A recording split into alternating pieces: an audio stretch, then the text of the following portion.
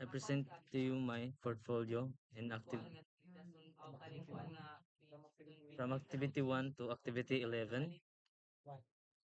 Activity 1, download offline WordPress. This activity is about installing WordPress on a local computer without using the internet, and it helps learners practice website building safely before publishing online. Now let's proceed to the activity number 2, simple guest form. This activity focuses on creating a basic form where visitors can leave messages or comments. It helps in understanding how forms collect and store user input.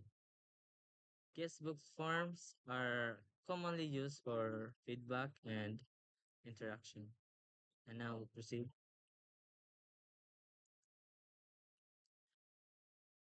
Activity 3, external product list. This activity involves displaying products that are linked to external websites. It teaches how to create product listings without managing payments directly. This is useful for affiliate or referral based websites. Activity 4, student database. This activity is about creating a system to store and manage student information, and it also helps learners understand how data is saved, retrieved, and updated. Activity number 5, WordPress weather plugin with a third party API. This activity involves installing a plugin that shows weather information on a website. It It teaches how plugins and extra features to WordPress, whether plugins.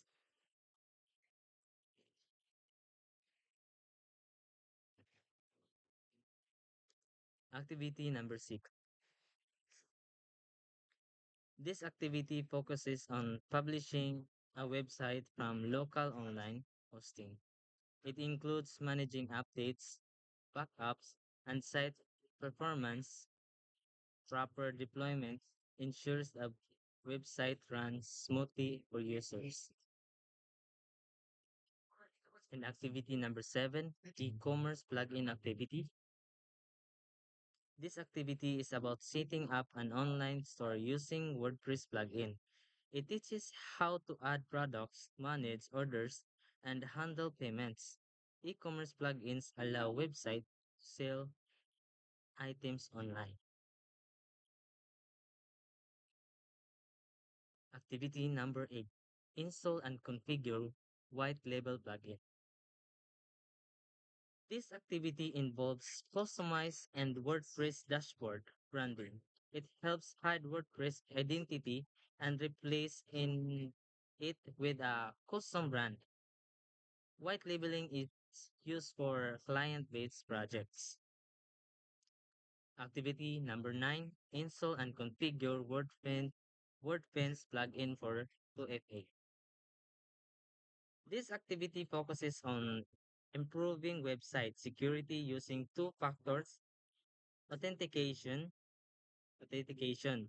It teaches how to protect users' accounts from authentic, unauthorized access. WordFence helps monitor and block security threats. Activity 10. Install and configure Ultimate Member for user rules. This activity is about creating different user roles and permissions. It helps manage that use can see and do on website. User role management is important for community and membership sites. The last but not the least, activity 11.